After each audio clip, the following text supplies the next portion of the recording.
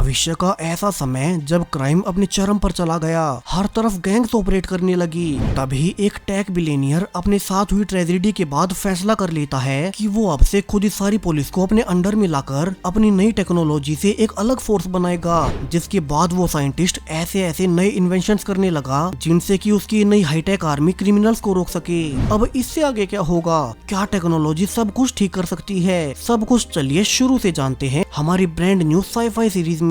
कहानी की शुरुआत दुनिया के सबसे रिचेस्ट बिलियनियर साइंटिस्ट मैट से होती है, जो कि अभी देर रात एक लोकल स्टोर में सिगरेट्स लेने रुका। दरअसल मैट बेशक से अमीर हो, मगर वो अपना छोटे से छोटा काम खुद ही करता है। लेकिन आज की रात उसके लिए सब कुछ बदलने वाला था। मैट जब शॉप में ही था कि तभी वहाँ पर एक लुटेरा मास्क पहनकर और गन लेकर स्टोर लूटने आ गया। सो मैट जल्दी से छुपकर पुलिस को कॉल करता है, लेकिन अब उसके बार बार कॉल करने के बावजूद उसे कोई रिप्लाई नहीं मिला। तो वहीं अब तक उस रोबर ने भी मैट को नोटिस कर लिया था कि वो पुलिस को कॉल कर रहा है। सो अब मैट ने बचने के लिए उसे अपना वॉलेट ऑफर किया, ये कहकर कि इसमें इतने पैसे हैं जितने में उस रोबर की आधी लाइफ गुजर जाएगी। कि तभी रोबर का ध्यान पीछे रखी मैगजीन पर गया और वो समझ गया कि ये तो दुनिया का सबसे अमीर आदमी है, तो वो तो इससे बहुत कुछ और भी निकाल सकता है। कि तभी अब बाहर से मैट का बॉडीगार्ड आ गया और वो रोबर से लड़ने लगा ताकि मैट को बचा सके। जिसके बाद उनमें कई देर झड़प के बाद रोबर ने गोली चला दी और वो उस बॉडीगार्ड को मारकर बाहर भाग जाता है। मैट, जिसका कि इतनी देर बाद पुलिस को फोन लगा, वो गुस्से में कहता है कि उन्हीं की वजह से उसके बॉडीगार्ड की जान गई। उसे जल्दी पुलिस स्टेशन लाया जाता है, जहाँ की उसने नोटिस भी किया कि क्यों उसकी कंप्लेन पर एक्शन लेने में इतना समय लगा। यहाँ ना तो कोई प्रॉपर रेस्पॉन्स सिस्टम है, ना ही एडवांस वेपन्स। एक ऑफिसर टेरेसा ने आगे भी बताया कि पूरे ही शहर में क्राइम अपने ऑल टाइम हाई लेवल पर चल रहा है। वहीं पुलिस को इनफ फंडिंग और परमिशन ना मिलने से वे कुछ भी नहीं कर पा रहे। अब मैट, जो कि खुद एक प्रख्यात साइंटिस्ट रहा है, उसने आज के दिन एक बहुत बड़ा फैसला लिया कि कैसे वो अब खुद से ही पुलिस डिपार्टमेंट को खरीदकर उन्हें एक नया रूप और टेक्नोलॉजी देगा। पैसे की तो उसके पास वैसे भी कोई कमी नहीं। आने वाले कई हफ्तों के बाद उसने फाइनली शहर के मेयर के सामने अपना पूरा प्रोजेक्ट रखा। उसने कहा कि सिर्फ इसी शहर की पूरी पुलिस फोर्स को उसके कंट्रोल में कर दिया जाए और वो इसके बदले में उन्हें मुंह मांगे पैसे देने को तैयार है। हालांकि मेयर हंसने लगा, क्योंकि पुलिस डिपार्टमेंट सीधे सीधे गवर्नमेंट के अंडर आती है। अब मैट भी पूरी तैयारी से आया था और उसने अपना पूरा प्रपोजल रखा। उसने कहा कि वो न सिर्फ पुलिस डिपार्टमेंट की पिछले 6 महीने की सैलरी पे कर देगा, साथ में ही वो सभी पुलिस वालों को अब से पूरे 3 गुना ज्यादा सैलरी देगा, ताकि वे अपनी ड्यूटी को सबसे आगे रखें। वो इसके अलावा मेयर के फंड में भी पूरे $100 मिलियन डालेगा, जिनसे कि मेयर ऐसे काम कर सकता है कि वो आने वाले इलेक्शंस में आसानी से जीत जाएगा। हालांकि मेयर ने फिर से कहा कि वो इसकी इजाजत बिल्कुल भी नहीं दे सकता। पुलिस का प्राइवेटाइजेशन होना कोई भी मंजूर नहीं करेगा। अब मैट ने कहा कि अगर उनसे कोई भी गड़बड़ हुई तो मेयर पुलिस का कंट्रोल उससे फिर से ले सकता है। वो कुछ नहीं कहेगा, वो तो बस पुलिस डिपार्टमेंट को अपनी नई टेक्नोलॉजी देकर शहर को सेफ बनाना चाहता है। मैट ने इशारों में ये भी कहा कि अगर मेयर नहीं मानता तो वो उसके अपोनेंट कैंडिडेट को सपोर्ट कर उसे जितवा देगा और फिर वो उसे परमिशन देगा। अब ये सुनकर तो मेयर भी डर गया, क्योंकि मैट के पास पैसों से लेकर पब्लिक सपोर्ट तक सब कुछ है। सो यहाँ से हर कहीं अनाउंसमेंट होने लगी कि आने वाली एक तय समय सीमा तक मैट की कंपनी को पुलिस डिपार्टमेंट सौंप दिया गया है। लेकिन अगर इसी बीच कोई भी गड़बड़ हुई तो वे पुलिस डिपार्टमेंट को फिर से सरकारी बना देंगे। मैट अब पूरे पुलिस सिस्टम को पूरी तरह से बदलना शुरू करता है। उसने सभी ऑफिसर्स को इकट्ठा कर ब्रीफ भी किया कि जिस रात उसकी बॉडीगार्ड की मौत हुई थी, उसने तभी ठान लिया कि वो अब से सब कुछ रिसेट कर पुलिस सिस्टम को टॉप लेवल का बना देगा, ताकि फिर कभी कोई बेवजह में न मारा जाए। उसने डेटा दिखाया कि शहर में टोटल 20 लाख से ज्यादा लोग हैं और पुलिस वालों की संख्या सिर्फ 13,000 है, यानी कि हर ऑफिसर के सिर पर 200 से ज्यादा सिटीजन्स की सेफ्टी की जिम्मेवारी आ गई। ऊपर से जैसे हर दिन बढ़ते क्राइम के मामले आ रहे हैं, तो उनका आम पब्लिक को सेफ रख पाना नियरली इम्पॉसिबल हो गया है। इसीलिए अब मैट ने अपनी एक नई टेक्नोलॉजी बनाई है। सबसे पहले तो एक ऐप जो कि हर सिटीजन के फोन में इंस्टॉल होगी, और जैसे ही कोई डिस्ट्रेस बटन को दबाएगा तो पुलिस को तुरंत उसकी लोकेशन पर पहुंचना होगा। उसे बार बार कॉल ट्राई करने की कोई जरूरत नहीं और न ही फोन पर एड्रेस बताने की जरूरत है। इसके बाद मैट ने ऑफिसर्स को अपनी बनाई नई बुलेट प्रूफ जैकेट्स दिखाई। दरअसल ये जैकेट्स उनकी पिछले वाली जैकेट से 500 गुना ज्यादा मजबूत और सेफ हैं, यानी कि अब तो ऑफिसर्स को क्रिमिनल्स का सामना करते हुए डरने की जरूरत नहीं। मैट ने इसके अलावा पुलिस की नॉर्मल गन्स को बदलकर अपनी नई टेक्नोलॉजी से बना स्टन गन दी, जो कि लोगों को तेज झटका देकर बेहोश कर देंगी। वहीं सभी को नई सुपर फास्ट पुलिस गाड़ियां प्रोवाइड की गई, जिनके की टर्बो इंजन्स इतनी ज्यादा पावरफुल हैं कि क्रिमिनल्स कभी उनसे तेज नहीं भाग सकेंगे। और अब पूरी तैयारी के साथ सभी पुलिस की गाड़ियों को शहर में पेट्रोलिंग के लिए रवाना कर दिया गया, जबकि मैट खुद कंट्रोल रूम में रहकर अपने ड्रोन्स और पुलिस ट्रैकर से हर एक चीज पर नजर रखेगा। अब जल्दी उन्हें अपनी ऐप से एक पहली रिपोर्ट भी मिल गई, सो सबसे करीब वाली पुलिस गाड़ी जल्दी से वहां पहुंच जाती है। अनफॉर्चुनेटली ये तो सिर्फ एक बच्चा ही था, जो कि उनकी ऐप के एडवर्टाइजमेंट को देख सिर्फ पुलिस की रिएक्शन टाइम को चेक करना चाहता था। हालांकि दूसरी ओर ऑफिसर टेरेसा को एक रियल रोबर की जानकारी मिली और वो जल्दी से उसे पकड़ने जाती है। यहाँ उस रोबर के फेंसेस के ऊपर से भागने के बावजूद टेरेसा ने अपनी नई टेक्नोलॉजी से उसे बहुत आसानी से ट्रेस कर लिया और वो उसे अरेस्ट भी कर लेती है। इस पूरे क्राइम के रिपोर्ट होने से लेकर रोबर के पकड़े जाने तक सब कुछ सिर्फ 3 ही मिनट में कंप्लीट हो गया। और मैट जो कि कंट्रोल रूम में बैठा था, वो भी अब अपने पहले केस से बहुत खुश हुआ। अब अगले ही दिन मैट टेरेसा समेत बाकी ऑफिसर्स को इकट्ठा कर अब उसी रोबर को पकड़ने को कहता है, जिसने कि उसके बॉडीगार्ड को मारा था, क्योंकि जब तक वो उसे नहीं पकड़ लेता तब तक उसका मन वहीं डाइवर्ट रहेगा। इसलिए उसने अपनी ओर से उस रोबर को पकड़ने के लिए पूरी तैयारी कर ली है। अब मैट ने रिवील करना शुरू किया कि उस रात वो रोबर एक व्हाइट कार में भागा था, जहां पूरे ही शहर में टोटल 70,000 के करीब व्हाइट कार्स हैं। सो मैट ने उन सभी कार्स की उस रात की लोकेशन निकाली और अब वो फिल्टर कर रिजल्ट को सिर्फ 6 गाड़ियों तक ला चुका है। इसके बाद मैट ने अपने नए बनाए ड्रोन से उन सभी 6 गाड़ियों के ओनर्स को ट्रैक किया, जिससे कि फाइनली उसे पता चल चुका है कि वो रोबर जिसने कि उसके बॉडीगार्ड को मारा था, वो असल में एक आंड्रे नाम का आदमी है। लेकिन अनफॉर्चुनेटली जब टेरेसा अपने एक और साथी ऑफिसर के साथ एंड्रे को पकड़ने पहुंची, तो वो घर के पीछे से कूदकर भाग गया। हालांकि कंट्रोल रूम से मैट ने अपने ड्रोन से उस पर नजर बनाए रखी और वो दोनों ऑफिसर्स को उसकी लोकेशन बताने लगता है, जिसके बाद दोनों ऑफिसर्स भागकर एक अबेंडन बिल्डिंग में पहुंच गए कि तभी एंड्री ने अचानक से अटैक कर एक ऑफिसर के कॉलर बोन पर फायर कर दिया, जहां की प्रोटेक्शन नहीं होती, और फिर वो बिल्डिंग से भी भाग गया। अब शाम को मेयर मैट पर बहुत गुस्सा हुआ कि उसकी वजह से उनका एक ऑफिसर घायल हो गया, तो वो पुलिस कंट्रोल को वापस से गवर्नमेंट को सौंप दे। हालांकि मैट ने समझाया कि अगर उस ऑफिसर के पास उसका बनाया नया बुलेट प्रूफ सूट ना होता तो उसकी जान भी जा सकती थी, लेकिन अभी तो सिर्फ वो घायल ही हुआ है, यानी कि अभी के लिए तो उसे मेयर से कोई खतरा नहीं। लेकिन वो अंदर से जानता था कि अगर ऐसे कुछ और इंसिडेंट हो गए तो उसका पूरा प्लान फेल हो जाएगा। सो मैट अब पहले वाली गलती को सुधारने के लिए एक नई इन्वेंशन करने लगा। इस बार वो अपने ड्रोन्स को अपग्रेड कर उनमें ही स्टन गन्स को इंस्टॉल कर देता है, ताकि उसके ऑफिसर्स को अगली बार क्रिमिनल्स के ज्यादा करीब जाने की जरूरत ही न पड़े। वहीं टेरेसा और बाकी ऑफिसर्स शहर में हर जगह घूमकर आंड्रे की नई लोकेशन के बारे में पता लगाने लगे, तो वहीं मैट भी अपनी ट्रैकिंग एबिलिटीज से आंड्रे की कोर्स को ट्रेस करने लगता है। और उसने फाइनली कई घंटे की मेहनत के बाद आंड्रे की फिर से नई लोकेशन ढूंढी निकाली। हालांकि उसने इस बार सिर्फ अपना ड्रोन ही भेजा और उन्होंने देखा कि एक बिल्डिंग में 2 गैंग्स के बीच लड़ाई हो रही थी कि तभी एक गैंगस्टर को ड्रोन दिख गया और वो उस पर तेजी से फायरिंग करने लगता है। लकीली मैट ने ड्रोन को सारी फायरिंग से बचा लिया और जब वो गैंगस्टर अपनी गन को रिलोड करने लगा तो उसने ड्रोन से फिर से सही वक्त पर फायर कर उसे बेहोश कर दिया। इसी बीच उन्हें कैमरास में पीछे एंड्रे भी दिखाई दिया, जो कि अब अपने बाकी साथियों के साथ बिल्डिंग के पीछे वाले हिस्से से बाहर निकलने लगता है। वहीं अब तक यहाँ पुलिस भी आ चुकी थी, जो कि बाकी गैंगस्टर्स को तो पकड़ लेती है, मगर आंड्रे उनकी पकड़ से निकल गया।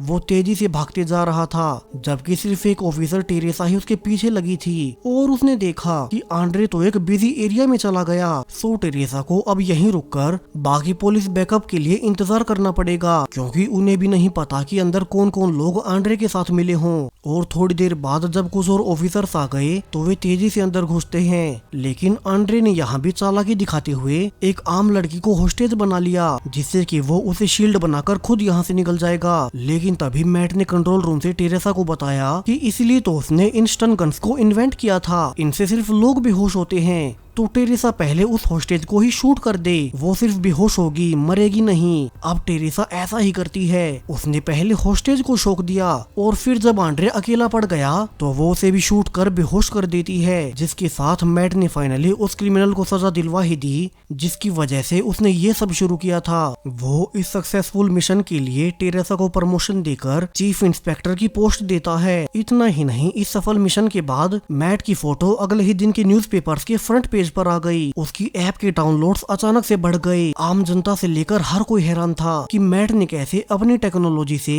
क्राइम होने से लेकर पुलिस की रिएक्शन टाइम तक सब कुछ इतना फास्ट कर दिया। मैट अब एक लाइव स्ट्रीम करते हुए अपनी टेक्नोलॉजी का नमूना भी देता है, जब उसने एक शॉप का शीशा तोड़ा और फिर खुद ही अपनी ऐप का अलर्ट बटन दबा दिया, जिसके कि सिर्फ 10 ही सेकेंड्स के अंदर पुलिस वहां साइट पर पहुंच गई। मैट ने आगे बताया कि पूरे पुलिस डिपार्टमेंट को अपग्रेड करने के पीछे उसका कोई निजी फायदा नहीं। उसकी इन्वेंशंस के बाद वैसे ही वो दुनिया का सबसे अमीर आदमी था, मगर तब उसके पास जीवन जीने का कोई लक्ष्य नहीं बचा था। मगर जब उस रात उसके बॉडीगार्ड की मौत हुई तो उसने तभी से ठान लिया कि वो अब से पूरी दुनिया को सेव करेगा। उनके इस शहर में उसके मॉडल के सक्सेस होने के बाद वो सेम इसी मॉडल को दूसरे शहरों और फिर दूसरे देशों तक में फैलाएगा और उसका लक्ष्य है कि वो पूरी दुनिया को अपनी ओर से एक सुरक्षा कवच देकर जाए। हालांकि अभी मैट को भी नहीं पता कि उसके इस तरह से पब्लिकली ऐलान करने से पूरे शहर की माफिया गैंग्स एक्टिव हो चुकी हैं, ताकि वे मैट को फेल करके इस मॉडल को यहीं खत्म कर दें। क्योंकि अगर पुलिस सिस्टम मजबूत हुआ तो उनका तो पूरा धंधा चौपट हो जाएगा। अब अगले ही दिन उन्हें अलर्ट भी मिला कि कैसे एक रोबर ने शहर की फार्मेसी में लूटपाट की है। तो मैट और टेरेसा जल्दी से उसी लोकेशन पर पहुंचे। उनका रिस्पॉन्स टाइम बहुत फास्ट था, इसलिए उन्होंने उस चोर की गाड़ी को ट्रैक भी कर लिया। लेकिन जब वे उसकी गाड़ी के पीछे ही थे तब वो चोर अब खुद बचने के लिए जानबूझकर अपनी गाड़ी को भीड़ भाड़ वाले एरियाज में ले गया, जिससे कि उसकी टक्कर लगने से एक छोटी बच्ची को चोट भी लग गई। टेरेसा और मैट को जल्दी से गाड़ी रोक उस माँ और बेटी की मदद के लिए एम्बुलेंस बुलानी पड़ती है, जिस कारण वो चोर उनके हाथ से निकल गया। सो अब मैट इस पूरे केस को खुद से सोल्व करने लगता है। उन्हें कैमरास की फुटेज से पता चला कि ये चोर असल में एक जैक नाम का आदमी है, जो कि इससे पहले भी पूरे 5 बार शहर के फार्मास्यूटिकल स्टोर्स को लूट चुका है, जिन दवाइयों को वो इलीगल मार्केट में नशे के रूप में बेच देता है। इसी बीच बाकी ऑफिसर्स ने भी रिसर्च की कि ये चोर जैक बहुत स्मार्ट है, कभी भी किसी क्राइम सीन पर उसके फिंगरप्रिंट्स नहीं मिलते। लेकिन इस बार उन्हें फाइनली उसके ग्लव्स मिल चुके हैं। तो इन ग्लव्स की स्मेल से वे अपने डॉग के साथ उसे ट्रेस करने लगे। लेकिन जब वे गली में गए ही थे कि अचानक से उनका डॉग आगे भागने लगता है और उन्हें पता चला कि वो तो एक अबेंडन गाड़ी की ओर जा रहा है, जिसमें कि किसी ने जानबूझकर आग लगाई हुई थी। और जब तक कि वे अपने डॉग को रोक पाते तब तक वो उस गाड़ी के कुछ ज्यादा ही करीब चला गया और तभी गाड़ी में एक बहुत बड़ा धमाका होता है, जिनसे कि उनका डॉग मरते मरते बचा। यानी कि ये सब कुछ उसी रोबर जैक का प्लान था। वो अपने पीछे कोई सबूत नहीं छोड़ता। उसने अपना ग्लव जानबूझकर छोड़ा था ताकि वह उसके पीछे आए और फिर उसने अपनी उसी गाड़ी में ब्लास्ट कर दिया, जिससे कि वो भागा था। यानी कि अब उस तक जाने वाला कोई क्लू नहीं बचा। हालांकि मैट भी कम चालाक नहीं, उसने उस ब्लास्ट हुई गाड़ी को मंगवाकर नोटिस कर लिया कि जिस भी कार से जैक चोरी करके भागता है उन्हें वो इलीगली तौर पर मॉडिफाई किया करता है, ताकि उसकी गाड़ियां सबसे ज्यादा तेज भाग सकें। कि उनके पूरे शहर में सिर्फ 4 ही ऐसी शॉप्स हैं जहां की गाड़ियां इतनी ज्यादा मॉडिफाई की जा सकें, और उन चारों में से सिर्फ एक ही मैकेनिक ऐसे लीगल काम करता है। तो अब अगले ही दिन टेरेसा और मैट ने उसी मैकेनिक के स्टोर पर रेड कर दी और उनका मानना बिल्कुल सही निकला। उस मैकेनिक ने रिवील किया कि वो चोर जैक असल में एक स्ट्रीट रेसर रह चुका है, जिसे कि स्ट्रीट रेसिंग में कभी कोई हरा नहीं पाया। लेकिन जब उसे पैसों की कमी हुई तो उसने क्राइम का रास्ता पकड़ लिया, इसलिए ही वो अपनी रेसिंग एबिलिटीज का फायदा उठाकर बहुत बड़ी बड़ी चोरियां करता है। उसने मैट को भी कहा कि वो बेशक से कितना ही बड़ा साइंटिस्ट क्यों ना हो, वो जैक जैसे सुपर फास्ट रेसर को कभी नहीं पकड़ पाएगा।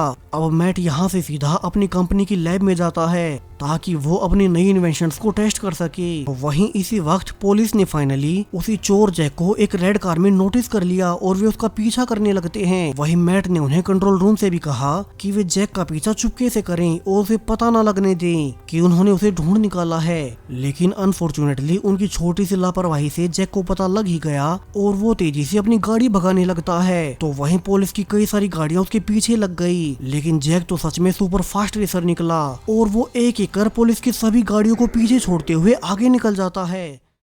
आखिर में उसके पीछे सिर्फ टेरेसा की ही गाड़ी बची थी। तो जैक ने फिर से इस बार भी जानबूझकर साइड से जा रहे एक आदमी को टक्कर मार दी, जिससे कि टेरेसा को उसकी मदद के लिए फिर से रुकना पड़ता है और उसने बताया कि जैक आगे निकल गया। अब मैट जल्दी से अपने स्पेशल ड्रोन को जैक के पीछे भेजता है ताकि उन्हें उसकी लोकेशन मिलती रहे। लेकिन तभी अचानक से किसी ने उसके ड्रोन को ही हैक कर लिया और जैक फिर से उनके हाथ से निकल जाता है। अब स्टेशन में वापस आकर टेरेसा ने बताया कि वे जैक से बार बार इसलिए नहीं हार रहे कि जैक के पास सुपर कार है। गाड़ियां तो उनके पास भी बहुत तेज हैं, लेकिन जैक के पास आम लोगों को बचाने की जिम्मेवारी नहीं होती। वो जानबूझकर लोगों को घायल करते जाता है ताकि पुलिस को रास्ते में रुकना पड़े, जबकि पुलिस को उसके साथ साथ आसपास का भी ध्यान रखना होता है। वे उसकी तरह क्योटिक तरीके से गाड़ी नहीं चला सकते और इसलिए ही वो हमेशा उनसे बचकर निकल जाता है। अब इस वक्त तो मैट को भी कोई आइडिया नहीं आता कि वो जैक को कैसे रोके, और चूंकि टेरेसा से उसकी अच्छी दोस्ती हो गई थी तो वो मैट को आज रात के डिनर के लिए अपने घर पर इनवाइट करती है ताकि मैट कुछ देर के लिए अपने माइंड को रिफ्रेश कर सके। लेकिन जब मैट डिनर कर ही रहा था कि उसे कुछ बच्चे छोटी बाइक से खेलते हुए नजर आए और यहीं से मैट को एक नया आइडिया आता है। वो जल्दी से डिनर को बीच में छोड़ अपनी वर्कशॉप में जा पहुंचा, जहाँ से वो इस बार एक नए तरह की बाइक इन्वेंट करता है। और जैसे ही जैक अब अगले ही दिन फिर से चोरी करके भागने लगा तो इस बार कई सारे ऑफिसर्स अपनी गाड़ियों के बजाय नई बाइक्स पर उसका पीछा करने लगे। वहीं वे जल्दी से कई सारे रास्तों पर स्पाइक्स लगाकर उन्हें पहले ही ब्लॉक कर देते हैं ताकि जैक अपनी गाड़ी के साथ भीड़ भाड़ वाले रास्तों पर न जा सके और लोग सेफ रहें। मैट ने इस बार जैक के लिए पूरी तैयारी कर रखी थी, जहां उसकी बाइक्स तंग गलियों में भी आसानी से चल सकेंगी, और ऐसा हुआ भी। जल्दी जैक की गाड़ी फंस गई और वो पैदल ही भागने लगा, जिसके बाद फाइनली ऑफिसर्स ने उसे पकड़ ही लिया। अब सब खत्म होने के बाद मैट खुद उस छोटी बच्ची के लिए टॉय लेकर गया, जो कि शुरू में जैक की गाड़ी के सामने आकर घायल हो गई थी। उस बच्ची की माँ जैक को थैंक्स भी बोलती है, जो उन्होंने उस चोर को पकड़कर सजा दिलवा दी। अब कुछ दिन बाद जब एक औरत एटीएम से पैसे निकालने लगी कि उसके पीछे एक आदमी आकर उसे गन से डराकर भगा देता है। हालांकि उसने पैसे नहीं चुराए, बल्कि वो एक नोट पर मैट से मिलने का लिखकर एटीएम पर शूटिंग करने लगा ताकि उसे अरेस्ट कर लिया जाए। ऐसा हुआ भी, और अगले दिन मैट को टेरेसा ने बताया कि कैसे रॉबर्ट नाम के एक आदमी ने पहले भी कई बार उनके स्टेशन में आकर मैट से मिलने की कोशिश की, मगर गार्ड्स ने उसे हर बार रोक दिया। जिसके बाद रॉबर्ट ने कल रात जानबूझकर एक छोटा क्राइम किया है ताकि वो मैट से मिल सके। तो मैट अब फाइनली रॉबर्ट से मिलने पहुंच गया। रॉबर्ट ने कहा कि उसका उससे मिलना बहुत जरूरी था क्योंकि उसका केस बहुत सीरियस है और उसे इसे लेकर सिर्फ मैट पर भरोसा है। अब रॉबर्ट ने रिवील किया कि कैसे उनके एरियाज में कई सारे नशे के डीलर्स हैं, जिनकी वजह से पिछले दिनों उसकी बेटी की मौत भी हो गई। उसके बाद वो कई बार पुलिस कंप्लेन कर चुका है, मगर पुलिस की छानबीन करने के बावजूद वे किसी डीलर को नहीं पकड़ सके। सो रॉबर्ट को लगा कि ये केस तो सिर्फ मैट ही सुलझा सकता है ताकि वे शहर से नशे की कार्टेल को खत्म कर हजारों टीनेजर्स की जान बचा सकें। इसलिए उसने उनका ध्यान खींचने के लिए वो छोटा सा क्राइम किया था।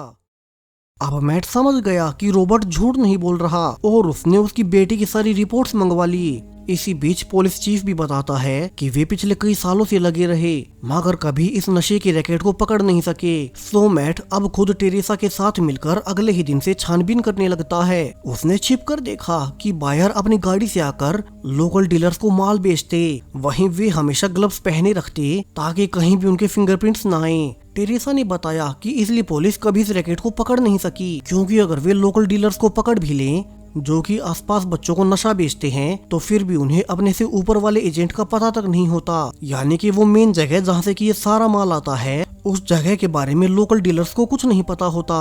अब मैट को इन सब को देख एक नया आइडिया आया। वो फिर से अपनी लैब में आता है, जहाँ की उसने जानबूझकर काफी सारे कैश पर ऐसा पाउडर लगवा दिया जिसे कि जो कोई भी टच करेगा उसके हाथ पर पाउडर लग जाएगा। वहीं इसके बाद मैट ने अपने स्पेशल चश्मे बनाए जिनसे कि वे दूर से ही इस पाउडर को ट्रेस कर सकेंगे। तो मैट की इस टेक्नोलॉजी से वे पैसों की ट्रेल को ट्रैक करेंगे और पता करेंगे कि वे पैसे जाते कहाँ तक हैं। टेरेसा ने बाकी ऑफिसर्स को इकट्ठा कर ब्रीफ भी किया कि वे आने वाले कुछ दिनों तक सिर्फ दूर ही रहकर उन सारी ड्रग डील्स को चुपचाप देखते रहेंगे। उन्हें कैसे भी करके उनमें इंटरफियर नहीं करना है, उन्हें तो बस पैसों का पीछा करना है। सब से सभी ऑफिसर्स वही नए चश्मे पहनकर पेट्रोलिंग करने लगे। वे इनकी मदद से बहुत आसानी से देख पा रहे थे कि जो भी पैसा वे लोगों से लेते हैं वो किस किस एजेंट के थ्रू कहां तक जा रहा है। पूरा पुलिस डिपार्टमेंट इसी केस पर लग गया, जिसमें कंट्रोल रूम में मौजूद टेक एक्सपर्ट साथ के साथ उस सारे पैसे के पैटर्न को ट्रेस कर असली ठिकाने का पता लगाने लगी, जिससे कि फाइनली उन्हें एक बड़ी आलीशान मेंशन मिल ही गई, जहाँ से ही सारा माल पूरे शहर में भेजा जाता रहा था। उन्हें पता चला कि यहाँ तो एक मार्कोस नाम का आदमी रहता है, यानी कि सब कुछ उसी से जुड़ा होगा। मैट अब जल्दी से सब जाकर रॉबर्ट को बताता है और रॉबर्ट इससे बहुत खुश हुआ कि मैट ने सिर्फ कुछ ही दिनों में इस केस को सुलझा दिया। वहीं ऑफिसर टेरेसा की अगुवाई में पुलिस फोर्स उसी मेंशन पर रेड करती है। उन्होंने अंदर जाकर देखा कि यहाँ मार्कोस कई सारी लड़कियों के साथ रंगरलिया मना रहा था। सो वे जल्दी से उन सब को पकड़ पूरे घर को चेक करने लगते हैं और उन्हें अंदर फाइनली बहुत सारे बड़े बड़े बॉक्सेस में नशे का पाउडर मिल गया। अब सभी ऑफिसर सेलिब्रेट करने ही वाले थे कि मार्कोस ने उन्हें ये बताकर हैरान कर दिया कि ये मेंशन उसका नहीं बल्कि एक हैमिल्टन नाम के आदमी का है। उसे तो बस यहाँ सैलरी देकर हाउसकीपर के तौर पर रखा गया था, तो उसका इस पूरे माल से कोई लेना देना नहीं। अब हर कोई ये देख हैरान रह गया कि डॉक्यूमेंट्स के हिसाब से सच में ही ये पूरा मेंशन एक हैमिल्टन नाम के बूढ़े आदमी के नाम रजिस्टर है, जो कि कई साल पहले ही देश छोड़ चुका था और अभी तो किसी को नहीं पता कि वो जिंदा भी हो गया नहीं। यानी कि मार्कोस ने बहुत दिमाग लगाया। उसने सब कुछ एक ऐसे आदमी के नाम कर रखा था जो कि बहुत साल पहले देश छोड़ चुका है। तो अब सब कुछ पकड़े जाने के बावजूद, ये पूरा घर और सामान सील हो जाने के बावजूद वो खुद फ्री हो गया। अब इसे जान सारे ऑफिसर्स भी बहुत दुखी थे कि मार्कोस अब फिर से कुछ दिन बाद एक नए सिरे से वहीं काम करना शुरू कर देगा। कि अब शाम को अंधेरा होते ही टेरेसा के पास रॉबर्ट की पत्नी का फोन आया कि रॉबर्ट मार्कोस के फ्री होने से गुस्से में उसे खुद से मारने चला गया है। अब पुलिस जल्दी से अपने ड्रोन से पता कर लेती है कि रॉबर्ट मार्कोस को मारने एक पुरानी फैक्ट्री में गया है। सो वे जल्दी से वहीं पहुंच गए। उन्हें यहाँ बाहर रॉबर्ट की गाड़ी दिखाई दी जिसमें कि बहुत सारी गोलियां रखी हुई थी, यानी कि रॉबर्ट अभी अभी अपने गन के साथ अंदर घुसा है। सो अब वे सब भी चुपके से नाइट ग्लासेस लगाकर अंदर जाने लगे।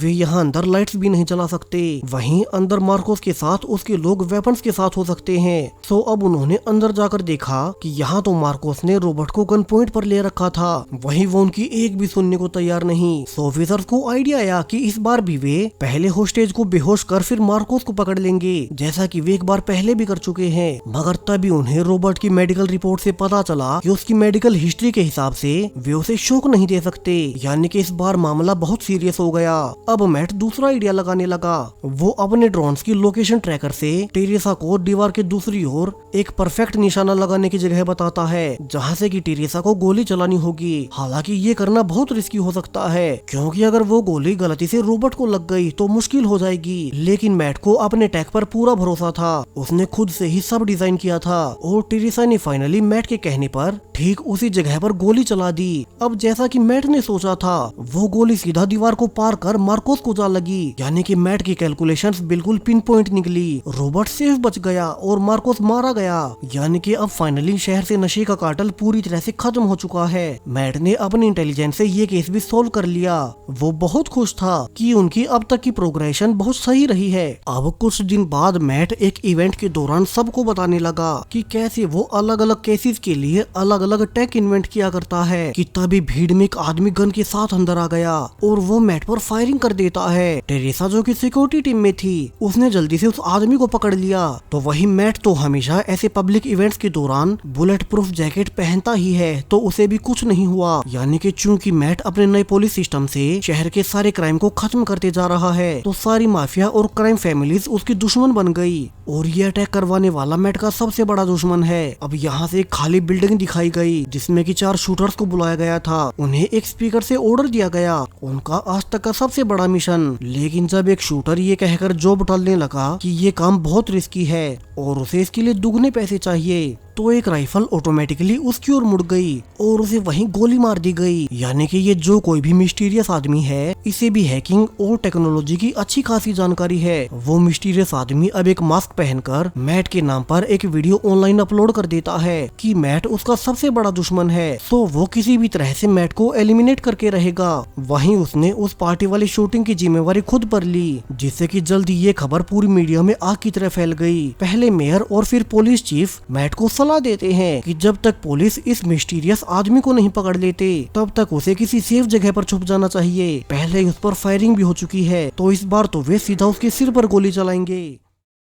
अब टेरेसा मैट को अपने साथ एक सीक्रेट सेफ हाउस में लेकर जाती है, जो कि चारों ओर से एडवांस सिक्योरिटी सिस्टम से घिरा होने के साथ काफी ज्यादा सीक्रेट भी है। वहीं ठीक इसी वक्त पुलिस को खबरें मिलने लगी कि शहर में एक बिल्डिंग में कई सारे आर्म्ड रोबर्स उसी आदमी वाले मास्क को पहनकर घुसे हैं और उन्होंने बिल्डिंग में एक बम से भरा बैग छोड़ दिया। पुलिस जल्दी से एक्शन लेते हुए वहां पहुंच तो गई, लेकिन अब उन लोगों के जाने के बाद उन्हें नहीं पता कि वो बम किस बैग में होगा। अब सभी का ध्यान यहीं पर था कि तभी टेरेसा ने कैमरास में देखा कि उन्हीं मास्क वाले लोगों की एक गाड़ी उनके सेफ हाउस के बाहर आकर रुकी है, यानी कि उन्हें इस सीक्रेट सेफ हाउस के बारे में पहले से पता था। अभी के लिए इस पूरे घर में सिर्फ टेरेसा और मैट ही थे, सो वे जल्दी से नीचे बेसमेंट में आकर एक सीक्रेट रूम में छिप गए ताकि वे मास्क वाले लोग उन्हें ढूंढ न सके। उन्होंने देखा कि अटैकर्स बहुत स्मार्ट हैं। उन्होंने आते ही बाहर से पूरे घर के सिग्नल्स जैम कर दिए, यानी कि वे अपने मेन बेस से संपर्क नहीं कर सकते और न ही मदद का मैसेज ही भेज सकते हैं। अब तक तो उन्हें बाहर से धमाकों की आवाजें भी आने लगी, क्योंकि उन लोगों के पास इस घर के दरवाजों का पासवर्ड न होने से अब वे दरवाजों को काटकर और बम से उड़ाकर अंदर घुस रहे हैं। इसी बीच मैट ने अपना दिमाग लगाया कि जब तक बाहर वे लोग दरवाजों को तोड़ने में बिजी हैं, तब तक उसे उनके मेन बेस पर हेल्प का मैसेज भेजना होगा।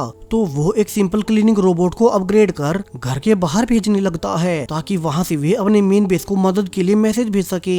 तो वहीं कंट्रोल बेस में तो हर तरफ अफरा तफरी मच गई। दरअसल एक साथ एक ही समय पर पूरे शहर में वही मास्क वाले लोगों की गाड़ियां घूमने लगी। वे हर जगह बम लगा देते। वहीं पुलिस जब भी उन्हें पकड़ने भी जाती तो वे गाड़ी छोड़कर ही भाग जाते। अब कंट्रोल रूम में सब समझ गए कि ये कुछ तो गड़बड़ है। एक साथ पूरे शहर में इतने अटैक्स कैसे हो गए? जरूर से कोई उनका ध्यान किसी इम्पोर्टेंट चीज से हटाना चाहता है, क्योंकि अभी पिछले कुछ घंटों में उनकी सारी पुलिस फोर्स इसी शहर के क्योस में बिजी है। तो वहीं सेफ हाउस में अब तक मैट का रोबोट फाइनली ऊपर निकल ही आया, लेकिन जब तक वो मेन बेस को मैसेज भेज पाता कि उसके पहले ही एक रोबर ने उसे नोटिस कर लिया और वो उसे पहले ही तोड़ देता है। वहीं वे अटैकर्स अब तक सारे दरवाजों को एक एक कर तोड़ते जा रहे थे और ऐसे तो वे जल्द ही मैट तक भी पहुंच जाएंगे। मैट अब सोचने लगा कि वे आगे क्या करें। अभी उनकी मेन बेस को भी नहीं पता कि वे यहाँ खतरे में है। तो वहीं कंट्रोल रूम में पुलिस चीफ बहुत परेशान था कि वे इतने सारे बॉम्ब्स को डिफ्यूज कैसे करेंगे। कि इसी बीच उनकी मेन ऑपरेटर को याद आया कि उन्हें कई घंटों से टेरेसा या फिर मैट का कोई मैसेज नहीं मिला है। उसने अभी उन्हें कॉल भी ट्राई किया था, मगर सब बंद आ रहा था। सो उसके अनुसार ये शहर में हो रहे सारे अटैक्स सिर्फ उन्हें डिस्ट्रैक्ट करने के लिए हैं, ताकि वे मैट को भूल जाएं। सो अब वे जल्दी से मैट को सेफ हाउस में चेक करने 2 ऑफिसर्स को भेजते हैं।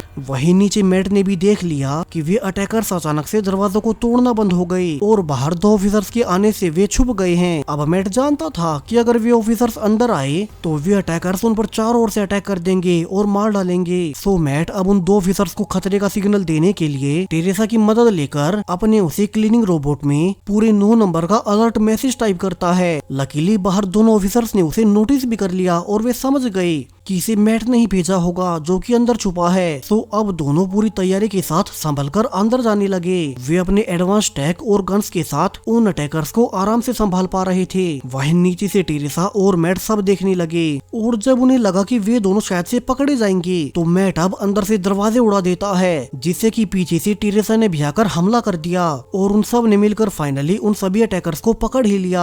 मैट समेत बाकी सब भी भागकर अब जल्दी से पुलिस कंट्रोल रूम में आ जाते हैं, ये देखने की शहर के हालात क्या हैं। कि तभी अब उस मिस्टीरियस आदमी को ये पता लगने के बाद कि उसका मैट को सेफ हाउस में पकड़ने का प्लान फेल हो चुका है, तो अब वो अपना मास्क उतारकर एक और वीडियो रिलीज करता है। दरअसल ये आदमी डैनी है, जो कि मैट की टेक कंपनी की राइवल कंपनी होप्स इंडस्ट्रीज का मालिक था। वो हमेशा से ही मैट से बिजनेस में पीछे ही रहा और जब मैट पुलिस डिपार्टमेंट को अपग्रेड कर शहर से क्राइम को मिटा रहा है, तो डैनी ने बाकी क्रिमिनल से मिलकर ये पूरा प्लान बनाया कि वे मैट को मार देंगे, क्योंकि मैट से तो उसकी पर्सनल दुश्मनी है और उसे पता था कि मैट को हराने के लिए उसके सामने किसी टेक जीनियस को ही खड़ा होना होगा।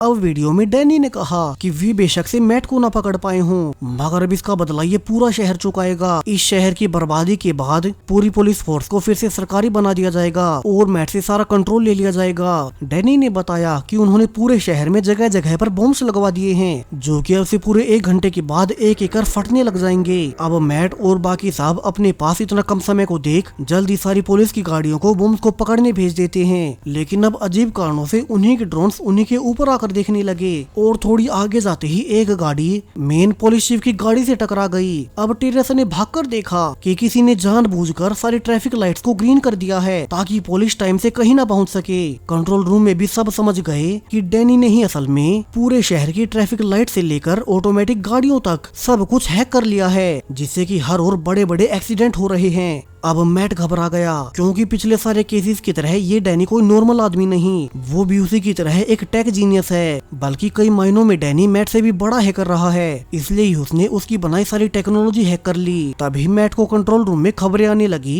कि उनकी पुलिस गाड़ियां भी ऑटोमेटिक होने से डैनी ने हैक कर ली हैं। ऊपर से जो ड्रोन्स खुद मैट ने ही पुलिस के लिए बनाए थे वे सब बिया उल्टा पुलिस पर ही फायरिंग करने लगे, यानी कि मैट की खुद की बनाई सारी टेक डैनी अब हैक कर उनके खिलाफ इस्तेमाल कर रहा है। सो मैट अब खुद बाहर निकला और वो एक स्पेशल जैमिंग डिवाइस से आसपास के ड्रोन्स को नीचे गिराने लगता है। उसने कहा कि उसे नहीं पता था कि कोई उसी के टेक को उसके खिलाफ इस्तेमाल करेगा। सो उसने अभी के लिए सभी ऑफिसर्स में ये जैमिंग डिवाइसेस बांट दिए ताकि वे अपने आसपास दिखने वाले ड्रोन्स को नीचे गिरा दें और अभी के लिए कोई पुलिस ऑफिसर अपनी गाड़ियों को इस्तेमाल न करें। वही मैट को ये भी पता था कि उन्हें इस पूरे शहर को बचाने के लिए डैनी को ढूंढना होगा क्योंकि सारे बॉम्ब्स का कंट्रोल बटन उसी के पास है। अब थोड़ी रिसर्च के बाद उन्हें पता चल गया कि डैनी एक सुपर फास्ट ट्रेन में मौजूद अपने सुपर कंप्यूटर से ये सब कर रहा है। तो मैट अब बाकी ऑफिसर्स के साथ भागकर वहीं स्टेशन पर पहुंच गया जहां वे जल्दी से ट्रेन में जाकर उस सुपर कंप्यूटर को भी ढूंढ ही लेते हैं। लेकिन तभी अचानक से ट्रेन की लाइट्स बंद पड़ गई। दरअसल ये सारा डैनी का ही प्लान था।